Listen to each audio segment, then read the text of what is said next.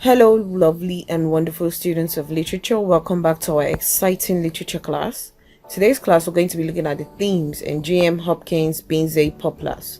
The themes in the poem BINSEY Poplars. BINSEY Poplars is a poem where G.M. Hopkins was expressing his grievance over the felling of the poplars trees at BINSEY, the village of BINSEY. So he is expressing his grievance over the fact that they are killing nature and interrupting spirituality in nature. So we're going to be looking at the themes in this lovely poem. So for the course of this lesson, our lesson objective, we're going to be identifying the themes in the poem. The first theme in this lovely poem, it is the negative effects of deforestation. We know that deforestation means the cutting down of trees. So the negative effects of deforestation, we can see the degradation of the earth and waste of natural resources. Cutting down trees spoils the earth. It spoils nature. If you see places where they've cut down the trees, those places become arid lands. No life. There is no life in that land anymore. Cutting down of trees have spoiled that particular part of nature. We also see that due to the change in climate, cutting down of trees is not advisable. The trees absorb the excess sun, and if we keep cutting down the trees, there will be no trees to absorb the excess sun. Hence, we will be having more people suffering from acute meningitis. And then this was caused by rapid industrialization. Trees were cut down to give way for rural development. Industrialization came, everybody wanted to move to the rural areas, the urban areas, so there were development in the rural areas, and because of that they were clearing places, cutting down trees.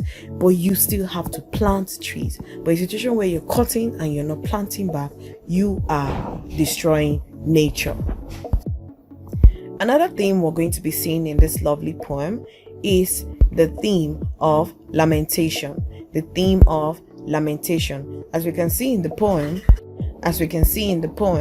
the poet laments or regards the actions of human beings towards the destruction of the environment in which they live in. He is lamenting the destruction of nature and the destruction of spirituality in nature. He is lamenting and trying to make everybody see reasons why doing this thing is destructive. He is lamenting because he is sad, and that's why he is sad, and that's why he is lamenting, because nature is being destroyed, and that's why the poet is lamenting. So we've looked at the themes in the lovely poem BINSEY Poplars by G.M. Hopkins. We have the negative effects of deforestation as well as the theme of lamentation. Now, every poet has his or her own unique style of writing their poetry. Now, are you ready to look at G.M. Hopkins' style of writing BINSEY Poplars? Yes, I am, and I'm sure you are.